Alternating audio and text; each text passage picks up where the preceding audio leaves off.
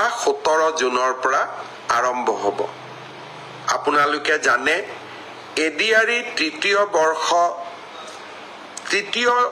third grade অৰ্থাৎ তৃতীয় বৰ্গৰ বাবে যিসকল উত্তীৰ্ণ হৈছে তেওঁলোকে তিনিটা পৰীক্ষা দিব লাগিব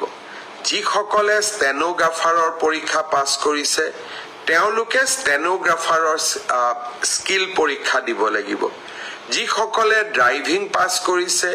তেওঁলোকে ড্ৰাইভিংৰ স্কিল পৰীক্ষা দিব লাগিব আৰু যিসকলে সাধাৰণ তৃতীয় বৰ্গত পাছ কৰিছে তেওঁলোকে কম্পিউটাৰৰ স্কিল পৰীক্ষা দিব লাগিব আনহাতে চতুৰ্থ বৰ্গত যিসকলে পাছ কৰিছে তেওঁলোকে অৰেল আৰু স্কিল টেষ্ট দুইটাকে একত্ৰিত কৰি এটা মৌখিক পৰীক্ষাত তেওঁলোকে বহিবৰ প্ৰয়োজনীয়তা আছে আৰু আপোনালোকে সেই পৰীক্ষাত বহিব লাগিব মই আশা কৰো আমি জুলাই মাহৰ 15 তাৰিখৰ আগতে এই মৌখিক পৰীক্ষা বা স্কিল পৰীক্ষাৰ গোটেই পৰ্যায়টো শেষ কৰিম আৰু মই আগতে কৈ অহাৰ দৰে 10 অক্টোবৰৰ দিনাখন আমি আপোনালোকৰ হাতত যোগ্যজনৰ হাতত নিয়োগ পত্ৰ তুলি দিবলৈ প্ৰচেষ্টা কৰিম 10 অক্টোবৰৰ দিনটোতে আমি post graduate teacher graduate teacher LP এমিৰ শিক্ষক আৰু স্বাস্থ্য বিভাগৰ বিভিন্ন পৰীক্ষাত উত্তীৰ্ণ হোৱা আৰু এডিআৰইৰ পৰীক্ষাত উত্তীৰ্ণ হোৱা এই আটাই সকলকে একেলগে খানাপাৰা ফিল্ডলৈ মাতি আনি আমি নিযুক্তি পত্ৰ আগবঢ়াম মোক কোনোবাই খুদি থাকে পুলিচৰ ৰিজাল্ট কেতিয়া দিব সকলো ৰিজাল্ট আমি এনেকে দিম যাতে আপোনালোকৰ হাতত আমি 10 অক্টোবৰৰ দিনাখন আমাৰ নিযুক্তি পত্ৰ আমি হাতত তুলি দিব পাৰো বহুতে মোক খুদিছে যে এডিআৰইৰ নতুন এডভাৰটাইজ কেতিয়া হ'ব পুলিচৰ নতুন এডভাৰটাইজ কেতিয়া হ'ব মই আশা কৰো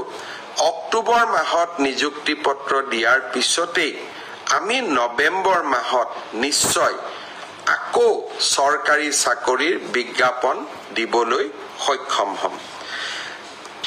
শ্ৰদ্ধাৰ ৰাইজ অহাকালি দিনটো এটা গুৰুত্বপূৰ্ণ দিন চৰকাৰী বিভাগসমূহত স্বচ্ছতা ঘূৰাই অনাৰ ক্ষেত্ৰত দুৰ্নীতিৰ সৈতে যুঁজাৰ ক্ষেত্ৰত আৰু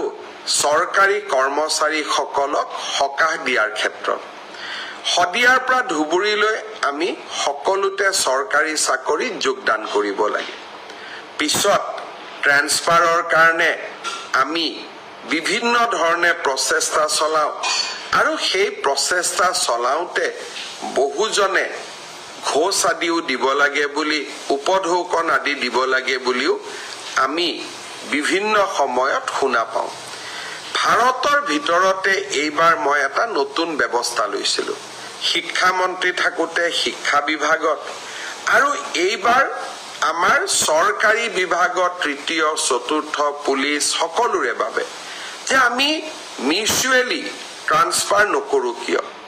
বহুজনে আবেদন কৰিছিলে কিন্তু আমি প্ৰায় 9000 জনক এই মিউচুৱেল ট্ৰান্সফাৰৰ কাৰণে বিভিন্ন পৰীক্ষাৰ পিছত যোগ্য বুলি বিবেচিত কৰিলো অহাকালি সন্ধিয়া নহয় বিয়লি 4 বজাৰ পৰা 4:30 বজাৰ ভিতৰত আমি আনুষ্ঠানিকভাৱে মিউচুৱেল ট্ৰান্সফাৰৰ অৰ্ডাৰসমূহ আমি মুকলি কৰিম 9000 জন চৰকাৰী কৰ্মচাৰীয়ে একেলগে একে সময়তে নিজে বিচৰা স্থানত ট্ৰান্সফাৰ অৰ্ডাৰ লাভ কৰিব আজি মই শ্ৰীভূমিত যাওঁতে কেইজনমান ডেকা ল'ৰা ছোৱালীয়ে মোক সুধিছিলে যে আমি মিউচুৱেল কৰিব পৰা মানুহ বিচাৰি পোৱা নাই মই আপোনালোকক প্ৰতিশ্ৰুতি দিছো এডিআৰই যেতিয়া আমি 10 তাৰিখে নতুনকৈ নিযুক্তি দিম তেতিয়া মিউচুৱেল ট্ৰান্সফাৰ কৰিব পৰা বা আমি যেতিয়া পুলিচত নতুনকৈ নিযুক্তি দিম 10 অক্টোবৰত মিউচুৱেল কৰিব পৰা কিছু আৰু স্কোপ আমাৰ সন্মুখত ওলাই আহিব লগে লগে নৱেম্বৰ মাহত আমি আৰু এবাৰ মিউচুৱেলৰ পৰ্টেলটো মুকলি কৰি দিম যাতে আপোনালোকে চৰকাৰৰ নিৰন্তৰ স্বচ্ছতা আৰু চৰকাৰৰ ইতিবাচক পদক্ষেপসমূহত ভাগ ল'ব পাৰে এই 9000 ট্ৰান্সফাৰ অৰ্ডাৰ যাক আমি অহাকালি দিব গৈ আছো মানুহে কয় এটা ট্ৰান্সফাৰ অৰ্ডাৰ উলাওতে 50,000ৰ পৰা 1 লাখ টকা খৰচ হয় এতিয়া আপোনালোকে নিজে হিসাব কৰক 9000 পূৰণ 50,000 কিমান হ'ব 9000 পূৰণ 1 লাখ কিমান হ'ব আজি আমি এটা টকাও দিব নালাগে আপোনালোক য'ত আছে তাতে আপোনালোকৰ ট্ৰান্সফাৰ অৰ্ডাৰটো আমাৰ পৰ্টেলৰ পৰা ডাউনলোড কৰি নতুন জাগাত যোগদান কৰিব পাৰে এআই হৈছে নৰেন্দ্ৰ মোদী ডাঙৰীয়াৰ সংকল্প এআই হৈছে আমাৰ সংকল্প যে লাহে লাহে আমি প্ৰণালীবদ্ধভাৱে সিস্টেম ইমপ্ৰুভমেন্টৰ জৰিয়তে আমি দুৰ্নীতিবোৰ নোহোৱা কৰিম শিক্ষক নিযুক্তিৰ দুৰ্নীতি নোহোৱা হ'ল পুলিচৰ নিযুক্তিৰ দুৰ্নীতি নোহোৱা হ'ল তৃতীয় চতুৰ্থ বৰ্গৰ দুৰ্নীতি নোহোৱা হ'ল এতিয়া আনকি ট্ৰান্সফাৰ অৰ্ডাৰৰ ক্ষেত্ৰতো আমি দুৰ্নীতিসমূহ নোহোৱা কৰিম অহাকালি দিনটো হেহে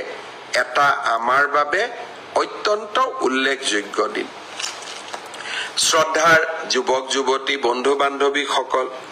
অহাকালি আমি আৰু এটা সৰু আঁচনি আৰম্ভ কৰিম আঁচনিটো সৰু কিন্তু এনে আঁচনিবিলাকে মানুহক বিশেষকৈ যুৱক যুৱতীসকলক জীৱন যুদ্ধত জয় হ'বলৈ প্ৰেৰণা যোগায় আপোনালোকে জানে যে পোষ্ট গ্ৰেজুৱেট পাছ কৰাৰ পিছত বহুত ল'ৰা ছোৱালীয়ে বিভিন্ন বিশ্ববিদ্যালয়ত গৱেষণা কৰে আৰু গৱেষণা কৰাটো এটা যথেষ্ট অৰ্থৰ প্ৰয়োজন হয় আৰু তাৰ বাবে বহুজনে কষ্টও পায় অহাকালি আমি এখন নতুন আঁচনি আৰম্ভ কৰিম মুখ্যমন্ত্ৰীৰ জীৱন অনুপ্ৰেৰণা এই আঁচনিখনৰ জৰিয়তে ৰিচাৰ্চ স্কলাৰ সকলক যিমানে আমাৰ গভৰ্ণমেণ্ট ইউনিভাৰ্চিটি বা সামাজিক বিশ্ববিদ্যালয়সমূহত ৰিচাৰ্চ কৰি আছে তেওঁলোকক আমি 25,000 টকাৰ এটা এককালীন সাহায্য আগবঢ়াম আৰু কোনোবা যদি দিব্যাংগজনে গৱেষণাত জড়িত হৈ আছে তেওঁলোকক আমি 40,000 টকা এককালীনভাৱে আগবঢ়াম অহাকালি আমি পৰ্টেলটো মুকলি কৰি দিম বিভিন্ন বিশ্ববিদ্যালয়ত ৰিচাৰ্চ কৰি থকা সকলো যুৱক যুৱতীক যোগ্যতা অনুসাৰে এই পৰ্টেলত আবেদন কৰিবলৈ আহ্বান জনাম শ্ৰদ্ধাৰ ছাত্ৰ ছাত্ৰী বন্ধু বান্ধৱীসকল এইবাৰ নামভৰ্তিৰো চলি আছে কলেজবিলাকত মই কেইদিনমান আগতে অসমৰ কলেজৰ অধ্যক্ষসমূহৰ লগত এখন ভিডিঅ' কনফাৰেন্স কৰিছিলোঁ প্ৰতি বছৰে মই অভিযোগ পাওঁ যে আমি কোৱাৰ পিছতো নামভৰ্তিৰ সময়ত কোনোবা মহাবিদ্যালয়ে ছাত্ৰ ছাত্ৰীসকলৰ পৰা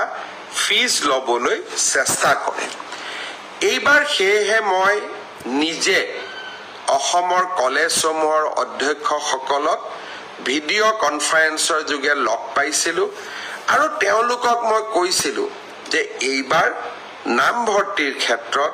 আপোনালোকে যেন কোনেও ছাত্ৰ ছাত্ৰীসকলৰ পৰা টকা পইচা নলয় কাৰ পৰা নলব যাৰ হাতত এখন ৰেচন কাৰ্ড আছে যদি ৰেচন কাৰ্ডখন আছে আমাক আয়ৰ আৰু কোনো বেলেগ প্ৰমাণ পত্ৰ নালাগে মই অধ্যক্ষসকলক বুজাই দিছিলোঁ কিন্তু কোনোবা দুখীয়া মানুহ ৰেচন কাৰ্ডখন নাই তেওঁৰ ক্ষেত্ৰত নিশ্চয় আয়ৰ প্ৰমাণ পত্ৰৰ প্ৰয়োজন হ'ব মোক আজি ৰাতিপুৱা ডিৰেক্টৰে জনাইছে যে এতিয়ালৈকে 70,000 এডমিশন সম্পূৰ্ণ হৈছে আৰু অহা কেইদিনমানৰ ভিতৰতে এই এডমিশনৰ প্ৰক্ৰিয়া সম্পূৰ্ণ হ'ব